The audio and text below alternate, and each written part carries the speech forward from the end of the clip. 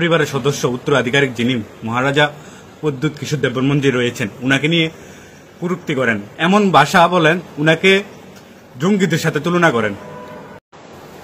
Hello, good afternoon, সালাম আলাইকুম, কলঙ্কা, নমস্তে। আজকে অনেকদিন পরে ভিডিও বার্তার মাধ্যমে কিছু গুরুত্বপূর্ণ কথা বলতে এসেছি। আসলে অনেকদিন ধরে ভিডিও বার্তা দেই না বা ভিডিও বার্তার মধ্যে কথা বলতে আসি না। কাউয়া বেশি লেগে গেছে আমার পিছনে, কাউয়া সবসময় কাকা করে পিছনে। তো যাক, ওদের ব্যাপারে কিছু বলতে চাই না। কাউয়াদের কাম হচ্ছে কাকা করা, তো ওরা কাকা করবেই। তো আজকের যে কথাটা বলতে এসেছি, আসলে হচ্ছেটা কি আমাদের রাজ্যটার মধ্যে? বিগত কিছুদিন ধরে আমাদের ত্রিপুরা রাজ্যটার মধ্যে কি হচ্ছে, প্রশ্নটা হচ্ছে গতকালকে একটা পোস্ট বা একটা কমেন্ট আমাদের সামনে আসে, বিশেষ করে আমরা যারা আছি ত্রিপুরাবাসী সবার সামনে উঠে আসে। রাজকুমার দাস নামের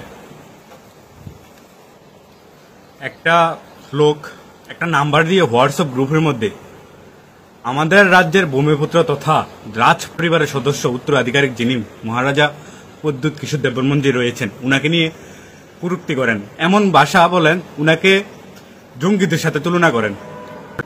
এমন একটা কমেন্ট করেন যে আমরা ত্রিপুরাবাসী বা আমরা যারা আছি সবাই অবগত আছেন, বিগত কিছুদিন ধরে গুমতি ডিএম এর সঙ্গে যে অসুবিধাটা হয়েছে, এটার জন্য আমাদের ওয়াইটিএফ এর যে আন্দোলন হচ্ছে, প্রথমে 96 আওয়ার্স, তারপরে এখন আবার 7 দিনের সময় দেওয়া হয়েছে। একের পর এক আন্দোলন শক্ত হচ্ছে এবং ন্যায় বিচারের পক্ষে আছে রাজ্যবাসী। তো এই জায়গায় দাঁড়িয়ে হোয়াটসঅ্যাপ গ্রুপের মধ্যে কিছু কি বলবো, তারা কখনো আমাদের রাজ্যের হতে পারে না। যারা ত্রিপুরা রাজ্যের স্থানীয় ভূমিপুত্রদের সম্মান করতে পারে না, তারা কখনো আমাদের ত্রিপুরা রাজ্যের হতে পারে না। তারা অবশ্যই বহিরাগত কিছু লোক। রাজকুমার দাস নামের, আমরা যতটুকু তদন্ত করেছি, রাজকুমার দাস নামটা উঠে আসে, ওই যে নাম্বারটা আছে নাম্বারটার মালিকের। এই নামের একটা লোক আমাদের মহারাজাকে উগ্রবাদী বলে কটাক্ষ করেছেন। উনি যতটুকু সূত্রের খবর জানা গেছে, আমার সঠিক জানা নেই, উনি নাকি সরকারি কর্মচারীও হতে পারেন যত সম্ভব, সঠিকটা আমি জানি না। তবে ওই লোকে মানুষকে উস্কাচ্ছে হোয়াটসঅ্যাপের গ্রুপের মধ্যে যে ডিএম এর পক্ষে কথা বলো, উগ্রবাদী প্রদ্যুৎ কিশোরকে এবার চান্স দেওয়া যাবে না, এমন ভাবে একটা কমেন্ট করেছে। আমি আপনাদের সামনে কমেন্টটা উঠিয়ে ধরেছি, আপনারা দেখেন। আমার কথা ওইখানে হচ্ছে, আসলে রাজনীতি হচ্ছে রাজনীতির জায়গায়, রাজনীতি সবাই করবে, রাজনীতি আসবে যাবে, রাজনীতি সবাই করবে, কিন্তু হচ্ছেটা কি আমাদের রাজ্যটার মধ্যে? একটা দল কিছুদিনের মধ্যে বেরিয়ে আসলো যে রাজ্যের ভূমিপুত্রকে বা মহারাজাকে রাজা বলতে অসুবিধা হয়, ওদের রাজা বলে সম্মান করতে ওদের মুখে ব্যথা পায়। আর এখন আরেকটা দল বাড়ি হয়ে এসেছে যে মহারাজাকে উগ্রবাদী বলছে, মহারাজাকে উগ্রবাদী ভাষাটা কি? উগ্রবাদী ভাষাটা হচ্ছে এটা দেশদ্রোহীর মতন বা এরকম একটা এর সাথে তুলনা করতেছে। সো আমি আমাদের ত্রিপুরা রাজ্যের সমস্ত ত্রিপুরাবাসী, যে দল, রাজনৈতিক দলের হোক না কেন, যে ধর্ম জাতির হোক না কেন, আপনাদের সবাইকে আবেদন জানাচ্ছি এবং বিশেষ করে আমাদের ওয়াইটিএফ, আমাদের যারা ইউথ আছেন, আপনাদের সবাইকে অবগত করছি, যে লোকে আমাদের প্রাণের প্রিয় মহারাজা তথা ভূমিপুত্র মহারাজা প্রদ্যুৎ কিশোর দেববর্মনকে এমন কটূক্তিকর কমেন্ট করেছে, অতি দ্রুত আপনারা আইনীয় পদক্ষেপ নেন এবং শক্ত হাতে এটার মোকাবেলা করেন। এমনভাবে মোকাবেলা শক্ত হাতে নেন ওই দোষী ব্যক্তির কঠিন শাস্তি হয় এবং আগামী দিন এমন কটূক্তিকর বক্তব্য বা মানুষকে উস্কানোর আগে দ্বিতীয়বার যাতে কেউ চিন্তাধারা রাখে। ওই নাম্বারটা দিয়ে তদন্ত করেন, কোথায় থেকে কমেন্টটা এসেছে, নাম্বার সিমটা কার নামে আছে, সাইবার ক্রাইম দিয়ে রাজ্য প্রশাসনের সবাই সজাগ হয়ে এটার প্রতিবাদ করে তুলুন। আসলে কমেন্টটা দেখে আমার খুব খারাপ লেগেছে। আমি গতকালকে রাত্রে ভিডিও বার্তা দিতে আসছিলাম, কিন্তু সময়ের কারণে আসিনি। আমি তো বহিরাজ্যে আছি এখন বর্তমানে, তো এখানে সময়ের অনেক অভাব, সময়ের জন্য পারিনি। সো আমার কথা হচ্ছে, উনি মহারাজা প্রদ্যুৎ কিশোর দেববর্মন, উনি হয়তো একটা রাজনৈতিক দলের বা সুপ্রিমো বা একটা রাজনৈতিক দলের অংশ, কিন্তু উনি মানুষকে চিন্তাধারা রাখতে হবে, উনি রাজ পরিবারের সদস্য। কোন রাজ পরিবার? যে রাজ পরিবার ত্রিপুরা রাজ্যের রয়্যাল ফ্যামিলি, যে রাজ পরিবার একটা সময় ত্রিপুরা কয়েকশো বছর শাসন করেছে, এই ত্রিপুরা রাজ্যটাকে ভারতবর্ষের হাতে তুলে দিয়েছে, ভারতবর্ষের সাথে জয়েন করে দিয়েছে, যে রাজ পরিবার বাংলাদেশ স্বাধীনতার সময় মুক্তি বাহিনী দিয়ে অনেক সহযোগিতা করেছে, যে রাজ পরিবার আজকে আমাদের যখন আমি বহিরাজ্য আছি, সাউথ ইন্ডিয়াতে আছি, তামিলনাড়ুতে আছি, বা আমাদের অন্যান্য যে ছেলেরা বেঙ্গালুরে, মুম্বাই, বিভিন্ন জায়গায় আছে, আজকে যদি আমরা বলি আমাদেরকে এখানে দিকে জিজ্ঞাসা করে আপ লোক কাহা সে হো, হিন্দি সবাই হিন্দি তো পারে না, হিন্দি না তামিলিতে বলে ও রেঙ্গে, অর্থাৎ তোমরা কোথায় থেকে, তোমরা বাড়ি কোথায়, আমরা কোথায় বলি north east India Tripura. Assam বললে সবাই চিনে, কিন্তু ত্রিপুরাকে খুবই কম মানুষ চিনে, ত্রিপুরাকে মানুষ চিনে না। যখন আমরা রাজ পরিবারের কথা বলি, ত্রিপুরা রয়্যাল ফ্যামিলি, মহারাজা বীর বিক্রম কিশোর মানিক্য, তারপরে ত্রিপুরা রাজমহল, তারপর নীরমহল, এই যে আমাদের ত্রিপুরার মহারাজা তৈরি করা যেগুলো আছে, ত্রিপুরাশ্বরী মন্দির, ত্রিপুরা গেদুমিয়া মসজিদ, যে ঐতিহ্যগুলি আছে, আমরা যখন মানুষের কাছে এগুলো বলি তখন মানুষের চিনি হ্যাঁ ত্রিপুরা। যারা মানে সাউথ এশিয়ার মধ্যে না জানি আমাদের ভারতের নর্থ ইস্টের মধ্যে যে পাইনঅ্যাপেল গোল্ডেন ট্যাক্স পাইছে, যে ত্রিপুরা থেকে গোল্ডেন ট্যাক্স পাইছে, সো আমাদের ত্রিপুরাকে সবাই চিনে। আসলে আমাদের ত্রিপুরাকে চিনার পিছনে বহু জায়গার মধ্যে, বহু রাজ্যের মধ্যে, ভারতবর্ষের মধ্যে রাজ পরিবারের কথা বললে আমাদেরকে চিনি। তো ওই জায়গায় দাঁড়িয়ে আমরা যদি ত্রিপুরাটাকে রাজ পরিবারের কথা বললে সবাই চিনে, রাজ পরিবারকে সবাই জানে, সবাই বোঝে, তাহলে রাজ পরিবারের উত্তরাধিকারী যে রাজ পরিবার, যে রাজ ত্রিপুরা রাজ্যকে আধুনিক ত্রিপুরায় রূপান্তর করেছে মহারাজা বীর বিক্রম কিশোর মানিক্য বাহাদুর, তাহলে ওই রাজ পরিবারের বংশধর মহারাজার উত্তরাধিকারী মহারাজা প্রদ্যুৎ কিশোর দেব বর্মন উনি, ঠিক আছে, উনি এখন রাজতন্ত্র নেই, এখন গণতন্ত্র, এখন সবকিছু আপনাদের কথা মানে, তাহলে মহারাজা বলতে কি দিদা ভাই, মহারাজা বলতে তো আপনাদের টাকা পয়সা খরচ হবে না বা আপনাদের অসম্মানও হবে না। আমরা ত্রিপুরা রাজ্যের একটা রাজ পরিবারের সদস্যকে সম্মান করে আমরা মহারাজা বলতেই পারি। মহারাজা বলাটাও বাধ্যতামূলক নয়, আমি জানি, হ্যাঁ ঠিক আছে, মহারাজা বলাটা বাধ্যতামূলক নয়, কিন্তু অশিক্ষিত মানুষে অশিক্ষিত সোচ রাখবে, শিক্ষিত মানুষে শিক্ষিত সোচ রাখবে। আজকের দিনে দাঁড়িয়ে যারা শিক্ষিত সমাজ, যারা বেশিরভাগে মনে করো জেনারেল কিংবা পড়ালেখা করে এডুকেশন আছে, যারা জানে, তো তারা তো আরে আমি মহারাজাকে রাজপরিবার সদস্যকে রাজা বলতে কি অসুবিধাটা। তো যাক, এটা নিয়ে অনেক কিছু হয়েছে, অনেক কিছু ঘটেছে। আমার সবচেয়ে বড় কথা হচ্ছে যে লোকটা এই যে মহারাজাকে নিয়ে কটূক্তি করেছে, এই লোকের নাম্বারটা অলরেডি আমি উপরে মেনশন করে শু করে দিয়েছি। আমি রাজ্য প্রশাসনের কাছে এবং রাজ্য সরকারের কাছে এবং রাজ্যবাসীর কাছে আবেদন জানাবো, যে লোকে মহারাজাকে উগ্রবাদী বলেছে অতি দ্রুত ওই লোকের বিরুদ্ধে আইনি পদক্ষেপ নেওয়া হোক, এবং ওই লোক যদি ত্রিপুরার যেই প্রান্তে থাকুক না কেন, মাটির নিচে যদি লুকিয়ে থাকে, তাকে ওইখান থেকে বের করে হলো আইনীয় শাস্তি দেওয়া হোক, আইনীয়ভাবে কঠিনভাবে শাস্তি দেওয়া হোক। তারা ত্রিপুরাটাকে অশান্তি করার পিছনে অনেক বড় চক্রান্ত চালাচ্ছে এসব কিছু লোক।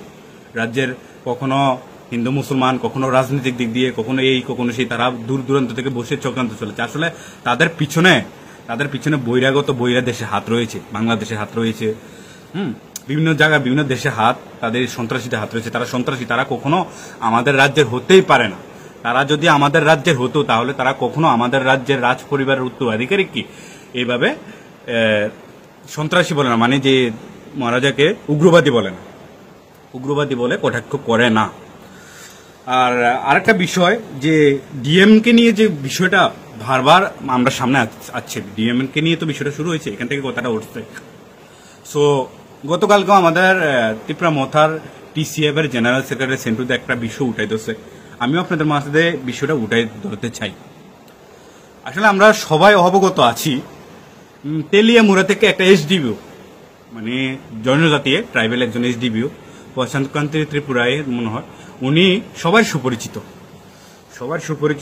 আমিও ওনার একজন ফ্রেন্ড, সবাই সুপরিচিত। আসলে ত্রিপুরা রাজ্যের মধ্যে এই যে যারা ধান্দাবাজ আছে, কিংবা জায়গায় জায়গায় যারা অবৈধ কাজের সাথে জড়িত আছে, কিংবা জায়গায় জায়গায় যারা জুলুম করে, তাদের বিরুদ্ধে কিভাবে ডিউটি করতে হয়, রাজ্যের যে রাজ্য প্রশাসন রয়েছে, প্রশাসনকে একদম উঁচু করে দিয়েছে, মানুষকে দেখিয়ে দিয়েছে কিভাবে রাজ্য পুলিশ সজাগ হয়ে কাজ করে। আমাদের এসডিবিউ স্যার প্রশান্তকান্তি ত্রিপুরা, উনি এসডিবিউ স্যার খুব ভালো কাজ করতেন তেলিয়ামুড়া থাকতে, তখন তেলিয়ামুড়া থেকে উনাকে বদলি করে আমতলী পাঠানো হয়। উনি এখানেও খুব ভালো কাজ করে, উনি এখানেও রাত দিন 24 ঘন্টা চারিদিকে ঘুরে, রাত্রেবেলা গাড়ি চেকিং থেকে শুরু করে সব জায়গায় খুব ভালো কাজ করে। সো একটা বিষয়, উনার ছেলে এবং মেয়েরকে নিয়ে একটা বিষয় হচ্ছে, একটা জায়গায় একটা সমস্যা হওয়ার কারণে একটা মানুষের উপর আক্রমণ হয়, উনার ছেলে বাধা দেয়, কেন আক্রমণ হয়, তারপরে উনার ছেলে উনার মেয়ের উপর অ্যাটাক করে কিছু দুষ্কৃতিকারী, অ্যাটাক করার পরে আইনীয়ভাবে হয়তো পদক্ষেপ নেয়, এমন একটা ঘটনাটা ঘটে। তারপর হাতে গোনা 4 থেকে 5 জন লোক, 4 থেকে 5 জন লোক উনার বিরুদ্ধে ডেপুটেশন দেয় আমাদের এইচডিপি স্যারের বিরুদ্ধে ডেপুটেশন দেয় যে উনাকে এখান থেকে সাসপেন্ড করতে হবে, বদলি করতে হবে। স্লোগান কি দেয়, এইচডিপি প্রশাসনকান্তে ত্রিপুরা হায় হায়, রাজ্য প্রশাসন হায় হায়, রাজ্য প্রশাসন হায় হায়, পুরো ত্রিপুরা রাজ্যের প্রশাসনকে হায় হায় বলে স্লোগান দেয় 4 থেকে 5 জন লোক, হাতে গোনা 4 থেকে 5 জন লোক। তখনই কিছুদিনের মধ্যে এই যে তারা ডেপুটেশন দেওয়ার 2-3 দিনের মধ্যে এইচডিপি স্যারকে কি করেছে, উনাকে আমতলী থানা থেকে বদলি করে উনাকে বহু জায়গায় মানে বহু দূরে পাঠিয়ে দেওয়া হয়েছে, টিএসআর হেড বানিয়ে দেওয়া হয়েছে। উনাকে এই যে জেনারেলে বা অন্যান্য কোনো জায়গায় জেলার মধ্যে ওনাকে রাখেনি, টিএসআর হেড যেখানে কোনো কাজ নেই, যেখানে জঙ্গল, সেখানে ওনাকে পাঠিয়ে দেওয়া হয়েছে। তো এটা একটা বড় ধরনের একটা চক্রান্ত আমি মনে করি, যতটুকু আমি জানি। উনি খুব ভালো কাজ করতেন সমাজের সাথে, রাজ্যের সাথে, রাজ্যের প্রশাসনের আধিকারিকদের মাথা উঁচু করে দিয়েছিল উনি। তো এই কথাটা উঠার একটাই উদ্দেশ্য, বলার একটাই উদ্দেশ্য, আসলে গত কিছুদিন আগে যে গুমতি ডিএম স্যার যে ঘটনাটা করেছে মহারাজের সাথে, যে মহারাজা কিন্তু 7টার সময় দেখা করতে এসেছিল। রাজ্যের বিরোধী দলনেতা থেকে সুদীপ রায় বর্মন থেকে সাংবাদিকরা সব নিউজ চ্যানেলের মধ্যে বলছে যে রাত্রে 11টার সময়, আসলে উনি 11টার সময় নয়, মহারাজের 7টার সময় দেখা করতে এসেছিল। জনপ্রতিনিধি হিসাবে দেখা করতে হয়েছিল, ব্যক্তিগত কাজে নয়। উনি বিগত কয়েক মাস ধরে যে উনি এডিসির এরিয়ার যে কাজকর্ম হয় না বা এডিসির বিভিন্ন সমস্যা, এডিসি এরিয়ার একটা কাজকর্মের মধ্যে কিন্তু ডিএমের একটা বড় ধরনের একটা ভূমিকা থাকে বিভিন্ন এডিসির মধ্যে। তো ওই কাজকর্ম যখন হয় না বা বিভিন্ন সুযোগ সুবিধা এডিসির মধ্যে পাচ্ছে না বা এডিসির মানুষের অসুবিধা নিয়ে, তো জনপ্রতিনিধি হিসাবে ডিএমের সঙ্গে দেখা করতে যায়। তো ডিএম তো ওইখানে ব্যক্তিগত অ্যাটিটিউড দেখিয়ে মহারাজের সাথে দেখা করেনি, অমানবিক কাজ করেছে, এটা পুরো ত্রিপুরার মানুষ নিন্দা জানিয়েছে।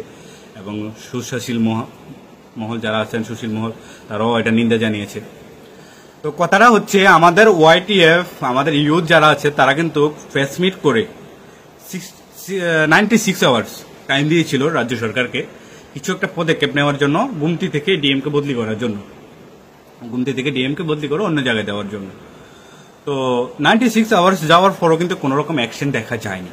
তখনই আমাদের ওয়াইটিএফরা গুমতি বন্ধের ডাক দেয়, গুমতি ওইখানে আমরা সফল হয়, সবাই ঐক্যবদ্ধ হয়ে গুমতি জেলা আধিকারিকের ওইখানে তালা ঝুলিয়ে দেন, বিভিন্ন ব্লকে বিভিন্ন স্থানীয় মধ্যে আমরা তালা ঝুলাই।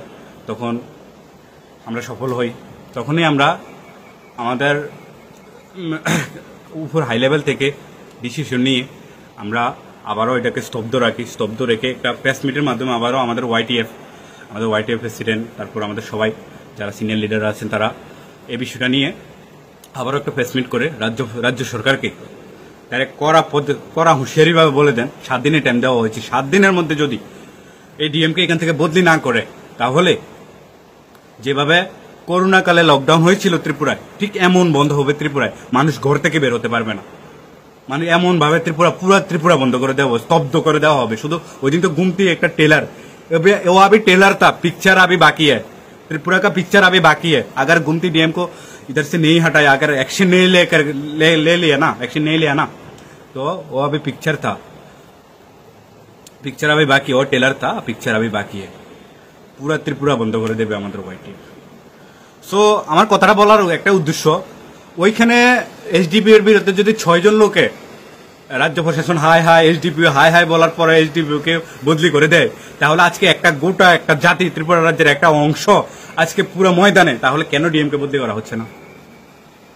মানে কি হচ্ছে রাজ্যটার মধ্যে? সোশ্যাল মিডিয়ার মধ্যে কি পাচ্ছে মানুষ? যা তা বলে যাচ্ছে রাজ্যের বন্ধুত্বের বিরুদ্ধে, যা পাচ্ছে তা। সো আজকের ভিডিওটা এটা নিয়ে আমি কথাটা বলতে এসেছি। তো আমাদের যারা আছেন মহারাজা সৈনিকরা, আপনারা সজাগ হন। যে লোকটা মহারাজাকে অপমান করেছে এর বিরুদ্ধে আইনি পদক্ষেপ নেন, কড়া পদক্ষেপ নেন, এবং আগামী 7 দিনের মধ্যে যদি অ্যাকশন না নেয়, রাজ্য সরকার কোনো পদক্ষেপ না নেয়, তাহলে ওয়াইটিএফ কে আরো শক্তিশালী করে আপনারা সবাই ওয়াইটিএফ এর সঙ্গে কাঁধে কাঁধ মিলে ময়দানে ঝাঁপিয়ে পড়ুন। জয় Hind, Tripura Motha long live, Maharaja long live, YTF long live, TCF long leave.